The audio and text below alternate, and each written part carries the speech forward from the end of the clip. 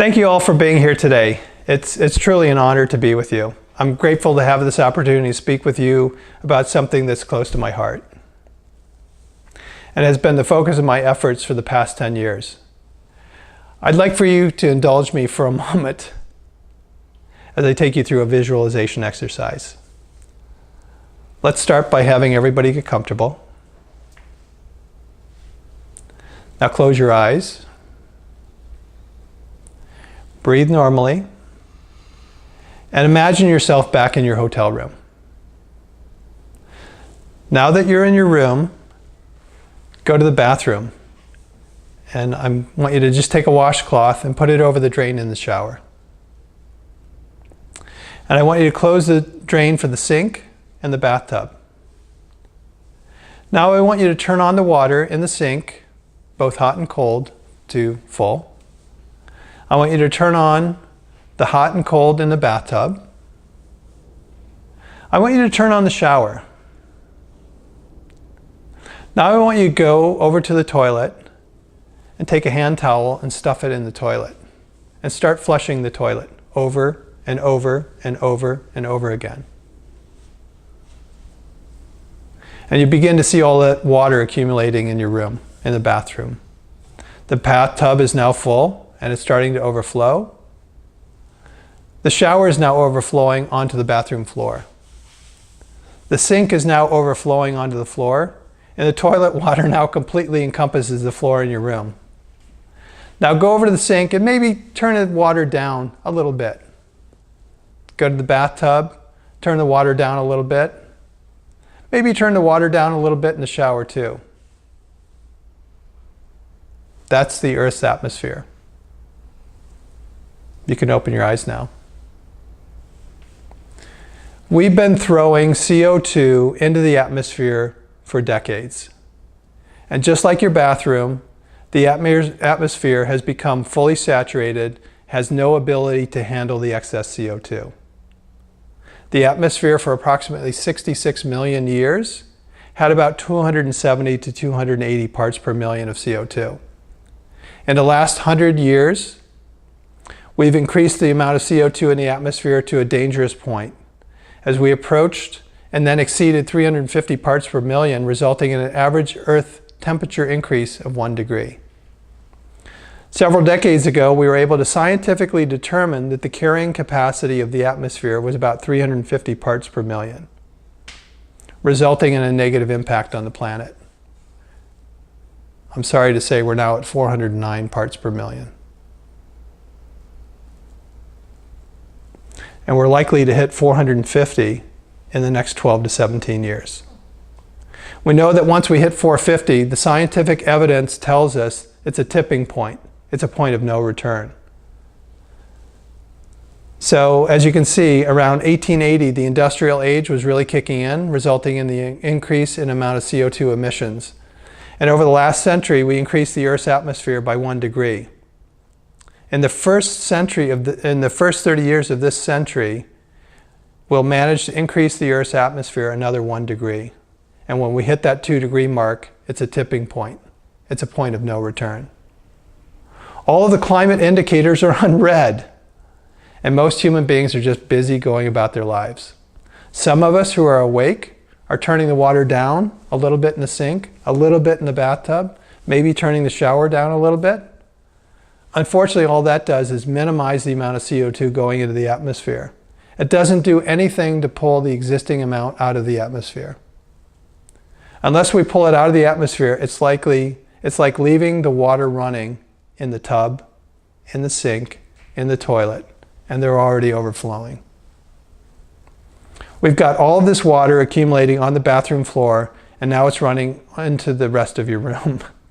So take your shoes off before you go back into your room. So what can we do about it? What are we going to do about it?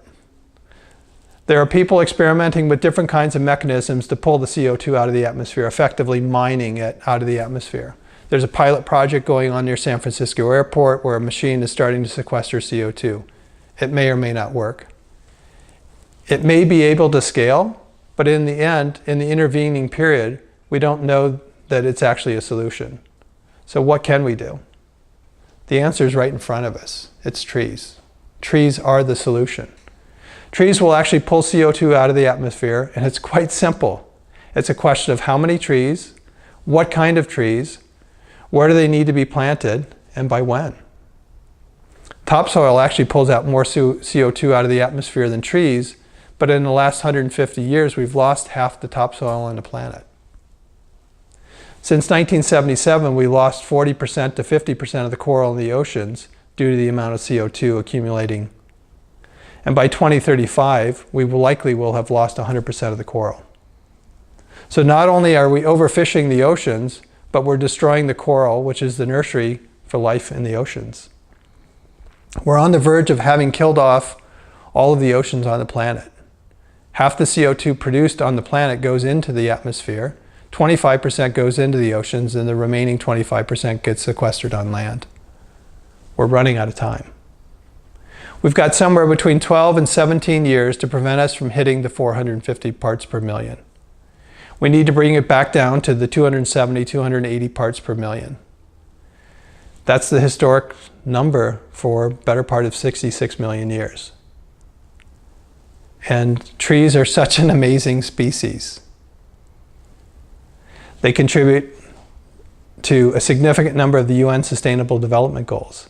They help with hunger, they help with employment, they help with air quality, they help with the oceans, and they don't ask anything of us. They just give us oxygen. If we look at trees and the various models of how trees are being planted around the world, particularly in third world countries, but increasingly in second world countries, NGOs are working primarily with women to plant seeds in their yards, in their gardens, in community spaces to grow trees and get them to seedlings. They get paid to do it. Those trees get transplanted, creating economic opportunities. One of the organizations I've been on the board of and have been affiliated with for about 6 years is based in Belgium, called WeForest. They're working not only at trying to understand the science of reforesting, the impact of tree planting, but also figuring out models for employment. So we get out of this false choice of the economy or the environment, creating employment opportunities. When they plant a forest around the world, they'll set aside about 10 to 15% of the trees to be fruit or nut-bearing trees, so it's a source of food. It's a source of employment. It's a source of education. It's great for the environment. It's great for the economy. So we have with trees the opportunity to help with carbon sequestration, help with climate, help with employment, help with a whole host of things that we don't think about because as human beings we tend to think of trees as just a resource. Trees are so much more than that. Trees are beings, just like we're beings. And until we can change our relationship with nature and stop seeing ourselves as separate from nature, until we can start seeing trees as beings, just like we look at each other in this room, we're different from all the other plants and animals on this planet. We've got a consciousness. We have the ability to use our prefrontal cortex, the human brain, to make a conscious choice. Are we going to continue to throw more CO2 into the atmosphere and destroy the opportunity for human life on the planet? If the answer is no, then the question becomes how many trees, what kind of trees, and where do we plant them? And it's actually really simple. We need to plant 263 billion trees by 2030. So we've got 11 years. The average, that averages out to each person on the planet planting 36 trees. In Tanzania, for example, it costs about 10 cents to plant a tree, grow it, and get it to survivability at a year. In the US, it's about $1.50. The global average is 50 cents.